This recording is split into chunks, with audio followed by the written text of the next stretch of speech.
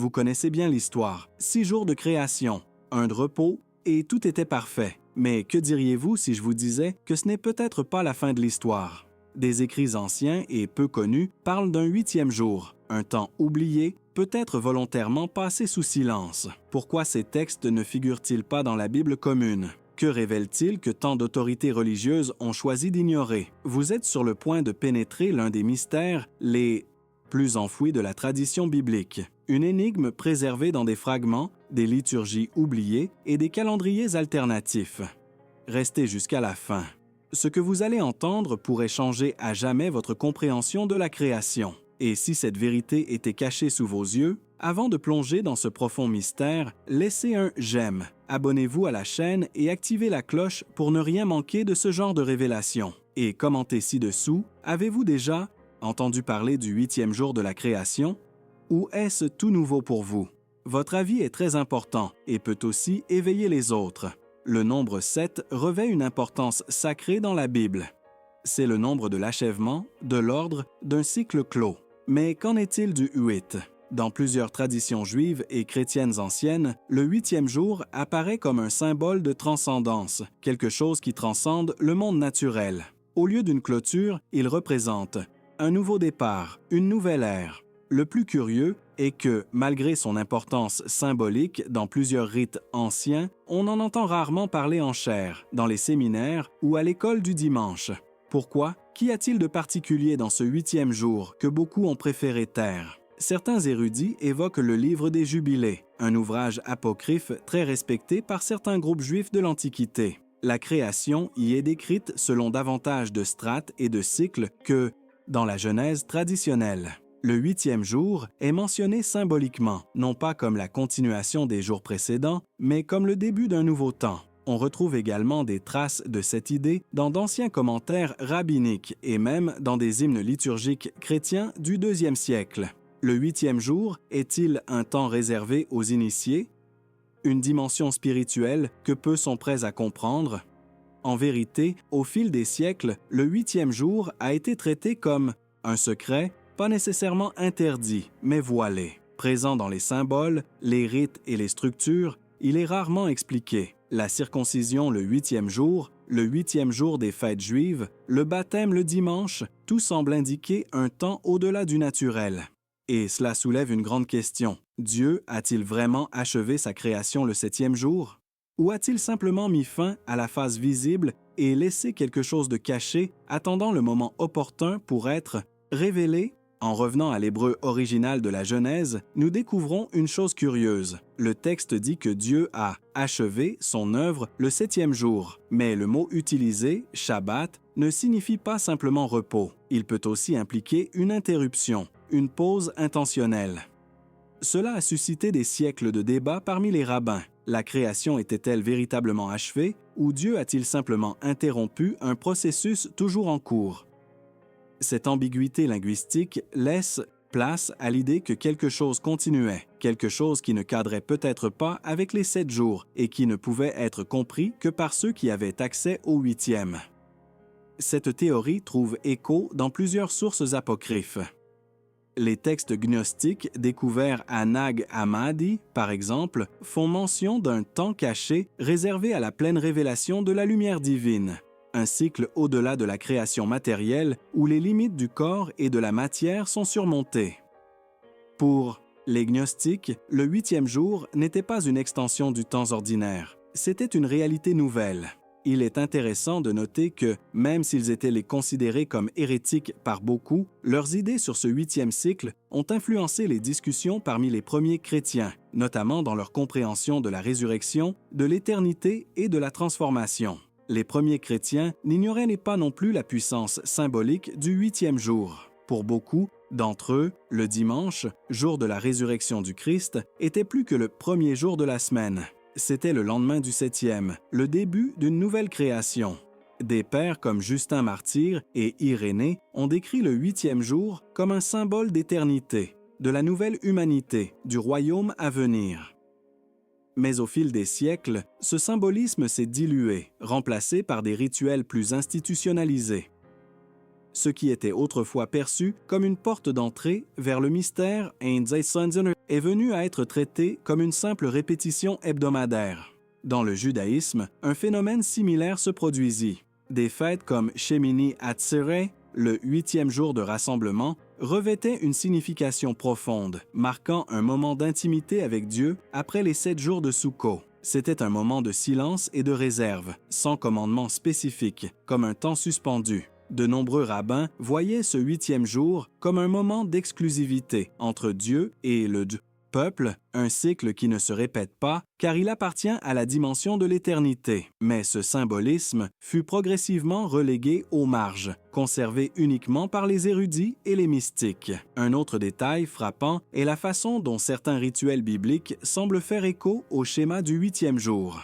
La consécration des prêtres, par exemple, durait 7 jours, mais ce n'est que le 8e qu'ils étaient menés prêts à exercer leur ministère. Dans Lévitique 9, Aaron et ses fils ne commencèrent leur service sacerdotal que le 8e jour, après une période complète de préparation. Qu'est-ce que cela indique? Que le 8e jour n'est pas seulement une continuation, mais une étape importante, le début de quelque chose de qualitativement nouveau. Non plus une formation, mais une action. Non plus une préparation, mais une manifestation. Que signalait Dieu avec ce schéma? La circoncision, l'un des plus anciens commandements, est également pratiquée le 8e jour de la vie.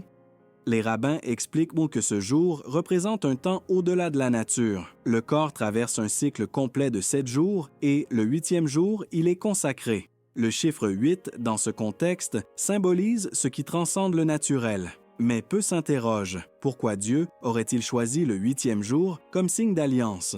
Ne serait-il pas plus logique d'accomplir cet acte un jour parfait comme le 7e?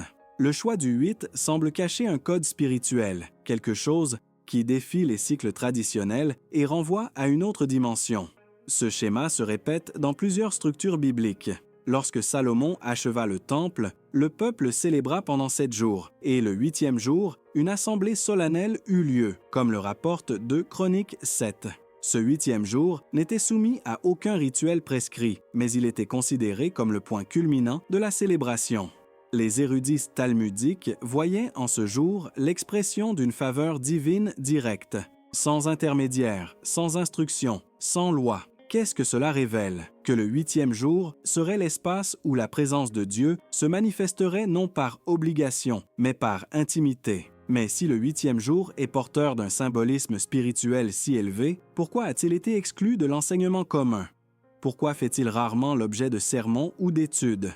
Une réponse possible réside dans son potentiel perturbateur. En suggérant l'existence d'un élément au-delà de la création, connu, au-delà du temps, au-delà de l'ordre établi, le 8e jour menace des structures théologiques solides. Il remet en question la réalité de ce que nous appelons la fin, ou simplement le début d'une réalité plus vaste, réservée à ceux qui osent dépasser les limites de la tradition. Dans la tradition mystique juive, et plus particulièrement dans la Kabbale, le 8e jour apparaît sous une forme voilée, symbole du stade suprême de l'âme humaine, accessible uniquement après une purification complète des sens. Pour les kabbalistes, les 7 jours représentent les 7 séphiros inférieurs, ou aspects visibles du monde spirituel. Le 8e est lié à ce qui est caché, à la dimension inaccessible aux règles, aux dogmes et aux lois humaines. C'est le domaine du mystère. Il n'est pas étonnant que ce concept n'ait été transmis qu'aux initiés, hors de portée de ceux qui n'étaient pas préparés à le comprendre. Cette séparation n'était pas due à l'élitisme, mais à la protection. Dans la mentalité mystique, le 8e jour représentait un pouvoir spirituel si intense qu'il pouvait provoquer un déséquilibre s'il était révélé prématurément. C'est pourquoi de nombreux maîtres anciens préféraient ne laisser que des indices, des nombres cachés dans les textes, des mentions symboliques lors des fêtes, des structures à 8 colonnes ou à 8 marches dans les temples antiques. Tous ces éléments étaient des indices, des fragments d'une carte pour ceux qui osaient approfondir. Mais existe-t-il encore aujourd'hui des personnes qui perpétuent ce savoir?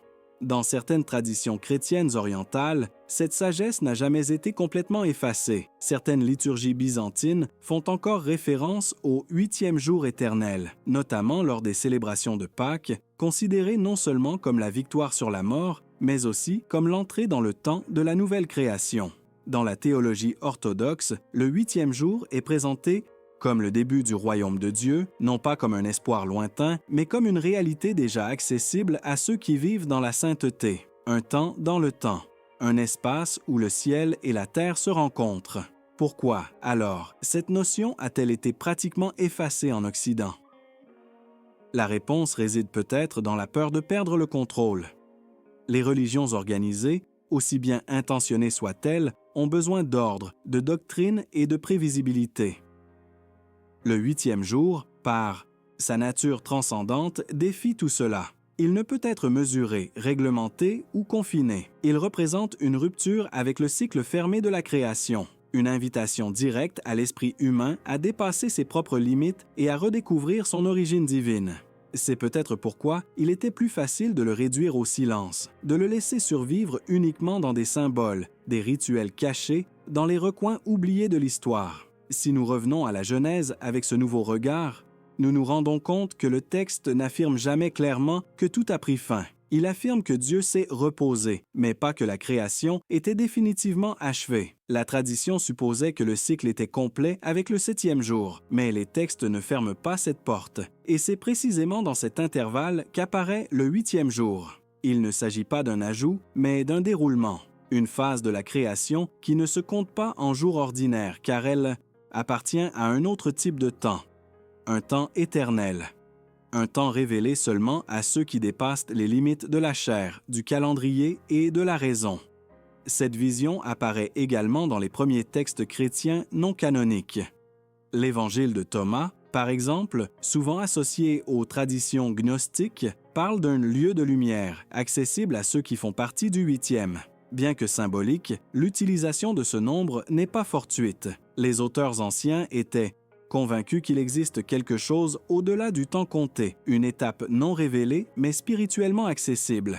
Le 8e jour, dans ce contexte, n'est pas un moment futur, mais un état de conscience, un mode d'existence déjà présent, mais seulement visible à l'œil spirituel. C'est pourquoi tant de mystiques anciens parlaient du 8e jour comme de la demeure des justes ou du trône de gloire. Dans certains courants du judaïsme mystique, il est décrit comme l'étape où l'être humain retrouve sa condition d'avant la chute, non pas dans l'Éden physique, mais dans l'Éden supérieur, où l'homme et Dieu étaient en pleine communion. Le 8e jour marque la reconstruction de ce pont. C'est le moment où il n'y a plus de séparation entre le divin et l'humain. Mais pour accéder à cette étape, il faut dépasser les 7 étapes de la création et s'immerger dans l'invisible. Le Nouveau Testament retrouve des échos de cette idée. Au chapitre 4 de l'Épître aux Hébreux, il est question d'un repos qui demeure pour le peuple de Dieu, un repos non lié au sabbat terrestre, mais à un repos spirituel éternel.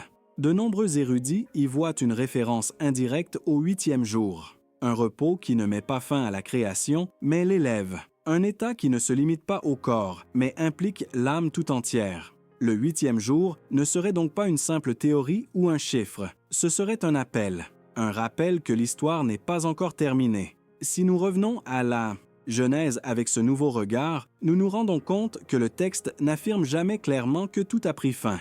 Il affirme que Dieu s'est reposé, mais pas que la création était définitivement achevée.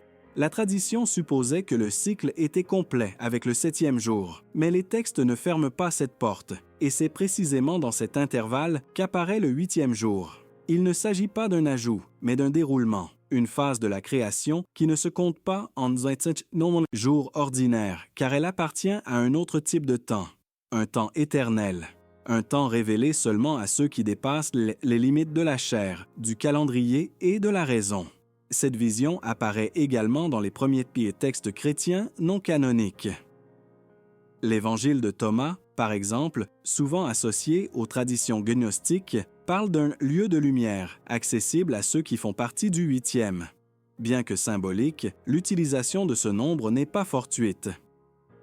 Les auteurs anciens étaient convaincus qu'il existe quelque chose au-delà du temps compté, une étape non révélée mais spirituellement accessible. Le 8e jour, dans ce contexte, n'est pas un moment futur, mais un état de conscience, un mode d'existence déjà présent, mais seulement visible à l'œil spirituel. C'est pourquoi tant de mystiques anciens parlaient du 8e jour comme de « la demeure des justes » ou du « trône de gloire ». Dans certains courants du judaïsme mystique, il est décrit comme l'étape où l'être humain retrouve sa condition d'avant la chute, non pas dans l'Éden physique, mais dans l'Éden supérieur, où l'homme et Dieu étaient en pleine communion. Le 8e jour marque la reconstruction de ce pont. C'est le moment où il n'y a plus de séparation entre le divin et l'humain. Mais pour accéder à cette étape, il faut dépasser les 7 étapes de la création et s'immerger dans l'invisible.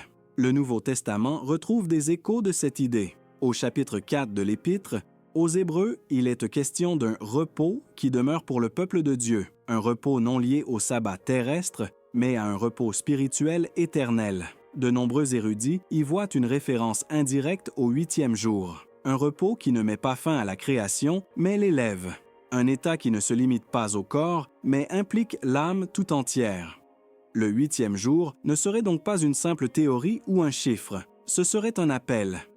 Un rappel que l'histoire n'est pas encore terminée. Dès lors, nous comprenons que le 8e jour n'est pas seulement un intervalle perdu dans la chronologie biblique. Il est en réalité le point de transition entre le visible et l'invisible, le matériel et l'éternel. C'est pourquoi les sages et les mystiques de l'Antiquité ont tant insisté sur la nécessité de la purification, du silence et de la contemplation pour comprendre ce mystère.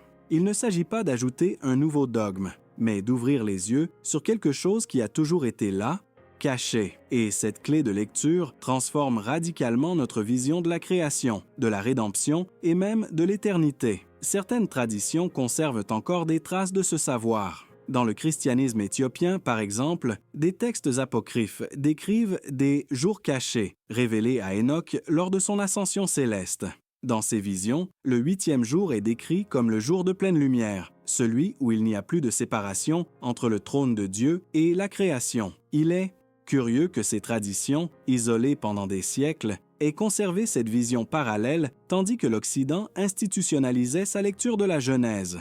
C'est peut-être le signe que la vérité trouve toujours refuge, même lorsqu'elle est rejetée par les centres de pouvoir. Et puis, une question encore plus profonde se pose. Si le 8e jour représente cette dimension supérieure de la réalité, est-il aussi présent dans notre quotidien, mais nous ne le voyons pas? Vivons-nous déjà des parties de ce temps éternel sans en être conscients? Les mystiques diraient oui. On peut accéder au 8e jour dès maintenant, lorsque nous rompons avec l'ego, la répétition, le cycle fermé de la nature et entrons dans un temps spirituel où Dieu se révèle directement. Un temps de révélation continue où nous ne travaillons ni ne nous reposons, nous contemplons seulement. C'est pourquoi, même sans le nommer, tant de saints et de prophètes semblaient vivre hors du temps. Moïse dans son intimité avec Dieu, Jean dans ses visions de l'Apocalypse, Paul lorsqu'il parlait d'être enlevé jusqu'au 3e ciel. Tous ces moments reflètent quelque chose qui échappe au calendrier terrestre, quelque chose qui ne peut peut-être être compris que si l'on accepte qu'il existe un temps caché derrière les 7 jours connus, un temps que les anciens appelaient le 8e jour. Et c'est peut-être précisément ce temps qui compte le plus. Même dans le domaine de l'archéologie biblique, des preuves ont émergé qui suscitent la curiosité. Des fouilles menées dans des régions associées au culte israélite antique ont révélé des temples dont les structures formaient un système de 8 marches, colonnes, divisions. Si les spécialistes traditionnels préfèrent associer ce phénomène à des styles architecturaux ou à des influences extérieures, d'autres chercheurs s'interrogent. Pourquoi ce nombre apparaît-il si fréquemment, notamment dans les lieux à vocation spirituelle? Les prêtres de Dutmichoanzetin, l'Antiquité connaissait-il un symbolisme aujourd'hui perdu? Construisait-il symboliquement des portails vers une réalité supérieure, accessible uniquement lors du 8e cycle? Des indices linguistiques renforcent cette possibilité. En hébreu, le chiffre 8, Shemoné, partage une racine avec le mot chamen, qui signifie huile, symbole biblique d'onction, de consécration et de séparation de l'ordinaire vers le sacré. C'est comme si le chiffre 8 était lié, dès ses racines, à quelque chose de transcendant, quelque chose de réservé, quelque chose que l'on ne peut atteindre qu'en quittant les cycles répétitifs pour entrer dans un état de plénitude. Ce n'est pas un hasard si la fête de Hanouka, célébrée pendant 8 jours, célèbre la lumière qui transcende les limites du temps et de la rareté. Ce schéma explique également pourquoi tant de rituels prenaient des fins le 7e jour, mais n'atteignaient leur apogée que le 8e. C'est comme si Dieu avait semé de petits. Rappelle tout au long de l'histoire qu'il y avait quelque chose de plus. Le 8e jour n'est pas simplement ce qui vient après, c'est ce qui est au-dessus. C'est le temps de Dieu, affranchi des limites humaines. Et c'est peut-être pour cette raison qu'il est aussi le plus redouté. Car ceux qui entrent dans ce temps ne reviennent pas les mêmes. Ceux qui comprennent le 8e jour comprennent que la création n'est pas achevée, qu'elle continue en nous. À ce stade, la question inévitable est « Pourquoi personne n'en parle? Pourquoi ce thème, qui imprègne la Bible, la mystique juive, les apocryphes chrétiens et même les structures physiques de la foi antique, est-il si peu enseigné? » La réponse est simple, parce qu'il brise le récit, parce qu'il nous invite à nous chercher nous-mêmes, à abandonner les répétitions, à transcender les formes. Le 8e jour est le plus grand appel spirituel qui puisse exister, mais il est aussi le plus dangereux pour ceux qui souhaitent garder le contrôle sur la foi des autres. C'est pourquoi il ne survit que par fragments, dans l'ombre, sous forme de symboles. Le plus intriguant est de constater que le 8e jour n'a pas été complètement effacé. Il a été dissimulé à la vue de tous. Il est présent dans des pratiques que beaucoup accomplissent sans en connaître la signification. Chaque baptême, chaque 8e bougie allumée, chaque célébration après 7 cycles est, en réalité, un rappel codé de ce temps supérieur. Une trace que la création continue, et cela change tout, car si le 8e jour est toujours d'actualité, s'il est accessible, alors le monde n'est pas enfermé dans un texte ancien, mais ouvert à la révélation divine continue. Cette idée s'oppose directement à une vision stagnante de la spiritualité. Le 8e jour nous révèle que l'œuvre du Créateur est toujours en mouvement, en croissance, en expansion, qu'il parle encore, mais que peu ont des oreilles pour l'entendre. Il n'est pas étonnant que Jésus ait dit « Que celui qui a des oreilles entende ». Car entrer dans le 8e jour n'est pas une question de compréhension intellectuelle, mais d'éveil. Découvrir ce qui se cache derrière le voile de la routine. Le 8e jour est réservé à ceux qui quittent la foule et gravissent la montagne, à ceux qui quittent le temple physique pour entrer dans le temple éternel.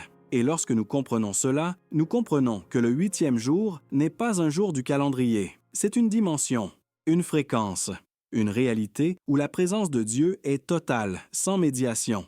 C'est le jour où l'homme retourne marcher avec Dieu, non pas dans l'Éden perdu, mais dans l'Éden restauré. Un temps sans ombre, sans cycle, sans nuit, que de la lumière. C'est pourquoi les anciens appelaient le 8e jour le temps de la pleine lumière. Cette lumière que le monde ne connaît pas encore, mais qui brille déjà dans le cœur de ceux qui la recherchent. Ainsi, le 8e jour cesse d'être un mystère, lointain pour devenir une invitation pressante. Il nous appelle à vivre comme ceux qui sont déjà entrés dans le royaume, à considérer la création non pas comme quelque chose d'achevé, mais comme une œuvre en transformation. Il nous met au défi d'abandonner l'illusion d'une fin et d'embrasser le mouvement éternel de l'esprit. Car la plus grande erreur de l'homme moderne n'est peut-être pas d'ignorer le passé, mais de penser que la création de Dieu est déjà achevée. Le 8e jour est donc la promesse voilée qui traverse toute l'Écriture. Non pas comme un verset explicite, mais comme une mélodie cachée qui se joue derrière le récit. Il apparaît lorsqu'Hénoch est enlevé sans voir la mort, lorsque Moïse resplendit en descendant de la montagne, lorsque le Christ ressuscite en brisant le sceau du sabbat, lorsque Jean contemple la nouvelle Jérusalem et voit qu'il n'y aura plus de nuit. Tous ces moments sont des aperçus du 8e jour, le moment où Dieu n'est plus caché et où l'homme n'est plus déchu. Alors que le monde s'obstine à répéter les 7 jours, cycle après cycle, routine après routine, le 8e jour demeure une porte ouverte pour ceux qui refusent moins de vivre en pilotage automatique, pour ceux qui cherchent, pour ceux qui s'interrogent, pour ceux qui sentent qu'il reste encore quelque chose à révéler. C'est plus qu'une idée théologique. C'est une expérience spirituelle, une réalité qui commence maintenant, en ceux qui ont des yeux pour voir. Et peut-être, au final, c'est cela le 8e jour, le moment où la création s'achève, non pas à l'extérieur, mais en nous, quand nous cessons d'exister et commençons enfin à vivre. Et si cette vérité vous tient à cœur, laissez un « j'aime », abonnez-vous à la chaîne et activez la cloche. Nous avons désormais un espace membre. En devenant membre, vous bénissez ce travail et nous aidez à continuer à produire des contenus édifiants et révélateurs comme celui-ci. Cliquez simplement sur le bouton « Devenir ». Membre ci-dessous, à côté du bouton « S'abonner ». Rejoignez-nous.